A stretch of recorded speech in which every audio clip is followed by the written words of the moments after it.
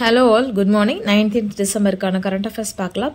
CM launches scheme to speed up delivery of government services. தமிழக அரசோட திட்டங்களும் சேவைகளும் மக்களை போய் விரைவாகவும் எளிமையாகவும் போய் சேரணும் அப்படிங்கிற நோக்கத்துக்காக தமிழக அரசு நிறைய ஸ்கீம் லான்ச் பண்ணிட்டு இருக்காங்க. அதுல ஒரு திட்டம் தான் மக்களுடன் முதல்வர் திட்டம். இந்த திட்டத்தை பத்தி நம்ம ஆல்ரெடி பார்த்திருந்தோம். இந்த திட்டம் சொன்னபடியே டிசம்பர் 18, 2023 கோயம்புத்தூர்ல இனாகுரேட் பண்ணியிருக்காங்க. இந்த திட்டத்தோட முக்கிய நோக்கம் என்னன்னா, கவர்மெண்ட் சைட்ல இருந்து மக்களுக்கு நிறைய சேவைகள் வழங்கப்படுது இல்லையா. இப்போ பர்த் சர்டிபிகேட், பட்டா, சிட்டா இந்த மாதிரி நிறைய சேவைகள் வழங்கப்பட்டு இருக்கு. தென் உதவித்தொகையும் நிறைய இடத்துக்கு வழங்கப்பட்டு இருக்கு. இதற்காக அங்கங்க கேம்ப் வச்சுட்டு இருப்பாங்க. இது ஒரு ஒருங்கிணைந்த திட்டம். ஸோ ஒரு கேம்ப் இருக்கும்போது அந்த கேம்ப்ல போய் நீங்க உங்களோட மனுவை தாக்கல் பண்ணலாம். உங்களோட மனு தாக்கல் பண்ணதுலேருந்து 30 நாட்களுக்குள் அந்த துறை சார்ந்த அலுவலர்கள் அதை பரிசீலிச்சு அதுக்கு உரிய நடவடிக்கை எடுப்பாங்க. ஸோ 30 days அப்படிங்கிறதான் காலக்கெடு. இந்த ஸ்கீம் பேரு மக்களுடன் முதல்வர் ஸ்கீம்.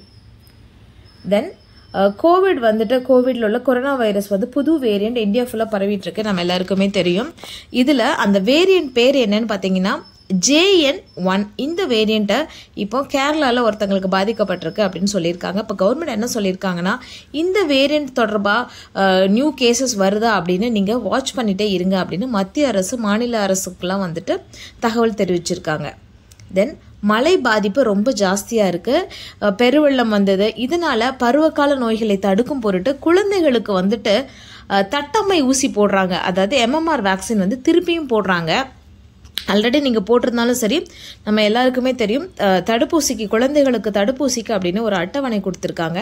அந்த அட்டவணையின் படி இந்த வயசில் உள்ள குழந்தைங்களுக்கு நீங்கள் ஆல்ரெடி போட்டிருந்தாலும் பரவாயில்ல, இப்போ திருப்பியும் இந்த தட்டம்மை, அதாவது இந்த மீசில்ஸ் ஊசியை திருப்பியும் போட்டுக்கோங்க அப்படின்னு சொல்லியிருக்காங்க.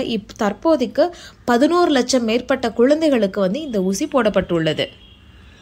தென் பார்லிமெண்ட் கூட்டத்தொடர் நடந்துட்டு இருக்கு இல்லையா. இப்போ அதில் ஒரு லோக்சபாவில் ஒரு விவாதம் இருக்கு. புதுசாக ஒரு பில் இன்ட்ரடியூஸ் பண்ணியிருக்காங்க. என்ன பில் அப்படின்னு பார்த்தீங்கன்னா, டெலிகாம் பில். முக்கியமான விஷயம், இந்த பில்லை மணி பில், அதாவது நிதி மசோதாவை அறிமுகப்படுத்தியிருக்காங்க.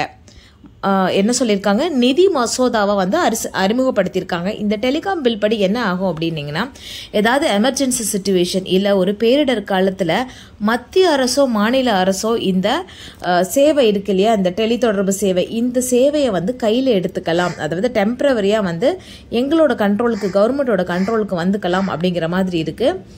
இதில் என்ன சொல்கிறாங்க அப்படின்னா, ஒரு பேரிடர் காலம் இல்லைன்னா ஒரு பொது அமைதி ஏதோ ஒரு குறைவான காலம், எமர்ஜென்சி சுச்சுவேஷனில் இருக்கும்போது இந்த பொது அமைதிக்கு பங்கம் விளைவிக்கும் வகையில் நிறைய ரூமர் எல்லாம் வேகமாக ஸ்ப்ரெட் ஆகும்.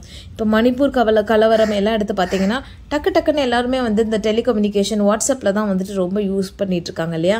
ஸோ இந்த காலகட்டத்தில், இந்த எமர்ஜென்சியான காலகட்டம் இல்லை டிசாஸ்டர் காலகட்டத்தில் இதை நாங்கள் கையில் எடுத்துக்கோம் அப்படின்னு சொல்லியிருக்காங்க. இது ஒரு பாயிண்ட். தென் சட்டவிரோதமாக ஒட்டு கேட்டால் 3 ஆண்டு வரைக்கும் சிறை தண்டனை கொடுக்க போகிறோம் அப்படின்னு சொல்லியிருக்காங்க. அது போக இப்போ டெலிகாம்ஸுக்கு நிறைய இன்ஃப்ராஸ்ட்ரக்சர் இருக்கும், டவர் இருக்கும், இந்த மாதிரி நிறைய இன்ஃப்ராஸ்ட்ரக்சர் இருக்கும். அந்த இன்ஃப்ராஸ்ட்ரக்சரை சேதப்படுத்தினாலோ இல்லைனா கவர்மெண்டோட நெறிமுறைக்கு எதிராக இந்த மாதிரி ஒரு டெலிகாம் இன்ஃப்ராஸ்ட்ரக்சர் நிறுவினாலோ அவங்களுக்கு 5 வருடங்கள் சிறை தண்டனை மற்றும் 2 கோடி வரைக்கும் அபராதம் விதிப்பதற்கான வாய்ப்புகள் இருக்குது அப்படின்னும் சொல்லியிருக்காங்க. தென் வாரணாசியில் பிரதமர் மோடி அவர்கள் பிரம்மாண்டமான ஒரு தியான மண்டபத்தை திறந்து வச்சிருக்காங்க. இந்த தியான மண்டபத்தோட பேர் என்ன அப்படின்னு பார்த்தீங்கன்னா, ஸ்வர்வேத மகாமந்திர். இந்த பேர் ஸ்வர்வேதம். மகாமந்திர்னா பெரிய கோவில் இல்லை பெரிய தியான மண்டபம் அந்த மாதிரி அர்த்தம். இந்த தியான மண்டபத்தில் எந்த கடவுளோட திருவுருவ சிலையோ இல்லை திருவுருவ படங்களோ இல்லை. இதில் ஒரே நேரத்தில் 20,000 பேர் அமர்ந்து தியானம் செய்ய முடியும் அப்படின்னு சொல்லியிருக்காங்க.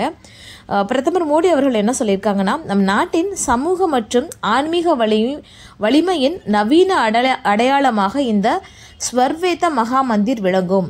தெய்வீக தன்மை கம்பீரத்திற்கும் கவர்ச்சிகரமான எடுத்துக்காட்டாக இது இருக்கும் அப்படின்னு சொல்லியிருக்காங்க. ஸோ இது பேர் என்னங்க, ஸ்வர்வேத மகா மந்திர். அட் அ டைமில் 20,000 பேர் அமர்ந்து தியானம் செய்யலாம். இதில் 7 தளங்கள் இருக்குது. 125 தாமரை இதழ் குவி மாடங்கள் உள்ள அழகிய வடிவமைப்புடன் இது கட்டப்பட்டுள்ளது.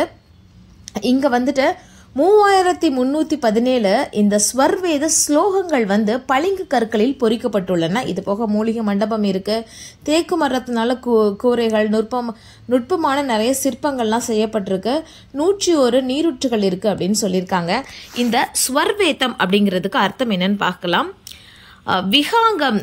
விஹாங்கம் யோகா அப்படின்னு ஒரு யோகா இருக்குங்க. இதோட நிறுவனர் வந்துட்டு சதாபால் தியோஜி மகாராஜா. இவர் எழுதினது தான் இந்த ஸ்வர்வேதம். இவர்களுக்கு இந்த சதாபால் தியோஜி மகாராஜா அவர்களுக்கு இந்த ஸ்வர்வேத மகா மந்திர் வந்து அர்ப்பணிக்கப்பட்டுள்ளது அப்படின்னு இதற்காக ஒரு சைட் இருக்குல்ல, வெப்சைட்டு, அதில் வந்து போட்டிருக்காங்க. ஸோ விஹாகம் யோகா அப்படின்னு ஒரு இருக்குது. அதோட நிறுவனர் சதாபால் தியோஜி மகாராஜா அவரால் எழுதப்பட்ட இந்த ஸ்வர்வேத வேதத்துக்கு இந்த கோவில் வந்து அர்ப்பணிக்கப்பட்டுள்ளது அப்படின்னு சொல்லியிருக்காங்க. தென் மனித குலத்தை ஒரு அற்புதமான ஆன்மீக ஒளியால் ஒளிரச் செய்வதோடு உலகை அமைதியான விழிப்பு நிலையில் ஆழ்த்துவதாகும் என்று கூறப்பட்டுள்ளது. இந்த சைட்ல இதெல்லாம் போட்டிருக்காங்க. ஸோ இந்த பேர் பார்த்துக்கோங்க. இந்த யோகாவோடது நிறுவனர் யாருன்னு பார்த்துக்கோங்க. இந்த ஸ்வர்வேதம்னா என்னன்னு தெரிஞ்சுக்கோங்க. இது எல்லாமே இதில் பார்க்கணும். பேர் வந்து ஸ்வர்வேத மகா மந்திர். இந்த ஸ்வர்வேதம்னா என்ன அப்படின்னா, இதை ஒருத்தங்க எழுதியிருக்காங்க. அவங்க சதாபால் தியோஜி மகாராஜா. இவர் நிறுவன அமைப்பு தான் வந்து விஹாங்கம் யோகா. இவருக்கு இந்த கோவிலை அர்ப்பணிப்பு செஞ்சிருக்காங்க. இதில் எந்த ஒரு கடவுளோட திருவுருவ படமும் இல்லை, உருவச் சிலையும் இல்லை. அட் அ டைமில் 20,000 பேர் அமர்ந்து தியானம் செய்யலாம். ஆனால் படங்கள் தான், கடவுளோட படங்கள் தான் இல்லை. பட் இந்த ஸ்வர்வேதம் இருக்குல்ல, இதோட எழுத்து வடிவம் வந்துட்டு எல்லா இடங்களையும் கிட்டத்தட்ட ஸ்லோகங்கள் வந்து 3137 ஸ்லோகங்கள் வந்து சுற்றி பளிங்கு கற்களில் பொறிக்கப்பட்டு இதில் உள்ளன. தென் இந்த பிரதமர் வந்து வாரணாசியில் இந்த தியான மண்டபத்தை திறந்து வச்சுட்டு அப்படியே வாரணாசியில் காசி தமிழ் சங்கம் நடைபெற்றுட்டு இருக்குன்னு அவங்க எல்லாருக்குமே தெரியும். அதில் நம்ம பிரதமர் அவர்கள் பேசியிருக்காங்க. அவங்க ஹிந்தியில் பேசியிருக்காங்க. பட் தமிழ் சங்கம்ங்கிறதுனால நிறைய தமிழர்களும் அதில் கலந்து கொண்டிருக்காங்க. பிரதமர் அவர்கள் வந்து ஹிந்தியில் பேச அதை அப்படியே தமிழில் வந்துட்டு நிறைய பேருக்கு ஹெட்ஃபோன் கொடுத்துட்டாங்க. அந்த ஹெட்ஃபோனில் தமிழில் இதை ஸ்பாட்லேயே வந்துட்டு மொழிபெயர்ப்பு செஞ்சு வெளியிட்டாங்க. அந்த மொழிபெயர்ப்பு டூலோட பேர் பாஷினி. ஏஐ ஆர்டிஃபிஷியல் டெக்னாலஜி மூலமாக வந்துட்டு இது யூஸ் ஆகிருக்கு. இது பேர் பாஷினி. இந்த பாஷினி தொழில்நுட்பத்தில் இந்தியாவில் உள்ள எல்லா லாங்குவேஜும், அதாவது அஃபிஷியல் லாங்குவேஜ் கிட்டத்தட்ட 22 லாங்குவேஜ் சொல்லியிருக்காங்க. அந்த லாங்குவேஜை வந்து அவங்களோட தாய்மொழிக்கு வந்து என்ன சொல்லலாம், கன்வெர்ட் பண்ணலாம் அப்படின்னு சொல்லியிருக்காங்க. இது ஸ்பாட்டில் கன்வெர்ட் ஆகிருக்குங்க. இது இப்போ தான் யூஸ் பண்ணுறாங்கன்னு கிடையாது. இதுக்கு முன்னாடியே வந்து நிறைய மீட்டிங்கில் யூஸ் பண்ணிகிட்டு இருக்காங்க. பட் சின்ன சின்ன மிஸ்டேக்ஸ் இருக்குது, அதை சீக்கிரமாக கரெக்ட் பண்ணுவோம் அப்படின்னு சொல்லியிருக்காங்க. இது போக இன்றைக்கி நியூஸ் பேப்பரில் என்னெல்லாம் இருக்குது அப்படின்னு பார்த்தீங்கன்னா, COP28 பற்றி தமிழ் நியூஸ் பேப்பர்லேயும் சரி, இங்கிலீஷ் ஹிந்திலையும் சரி ஒரு ஆர்டிக்கல் கொடுத்துருக்காங்க. அது பார்த்துக்கோங்க, ரொம்ப முக்கியமாக இருக்கும். தென் இங்கிலீஷ் நியூஸ் பேப்பரில் மாவோயிஸ்ட்டுக்கு எதிராக சட்டங்கள், என்ன மாதிரியான சட்டங்கள் இருக்குது, அதை எவ்வாறு இம்ப்ளிமெண்ட் பண்ணுறாங்க அப்படிங்கிற மாதிரி கொடுத்துருக்காங்க. தென் கஸ்டமைஸ்டு எம்ஆர்என்ஏ ஃபார் நிறைய டிசீஸ்க்கு எம்ஆர்என்ஏ வந்து ரீசனாக இருக்குது. ஸோ அதை கஸ்டமைஸ்டு எம்ஆர்என்ஏ கொடுத்தோம்னா எப்படி அந்த டிசீஸ்லேருந்து ப்ரிவென்ட் பண்ணலாம், தென் அது எப்படி வந்துட்டு மருந்தாவோ இல்லை வேக்சினாவோ உபயோகப்படுது அப்படிங்கிற மாதிரி ஒன்று கொடுத்துருக்காங்க, கஸ்டமைஸ் எம்ஆர்என்ஏ. அது போக நியூஸ் பேப்பரில் தென் மாவட்டங்களில் வந்துட்டு பயங்கரமான வெள்ளப்பெருக்கு இருக்குது, இதை பற்றி கொடுத்துருக்காங்க. தென் சென்னையில் வந்துட்டு கிராண்ட் மாஸ்டர்ஸோட செஸ் சாம்பியன்ஷிப் நடந்திருக்கு, அதை பற்றியும் கொஞ்சம் கொடுத்துருக்காங்க. அது இப்போ தான் நடந்துகிட்ருக்கு, இன்னும் அது முடியலை. ஸோ அது முடியும் போது அதுக்கு யார் வின்னர் அப்படின்னு நம்ம பார்க்கலாம்.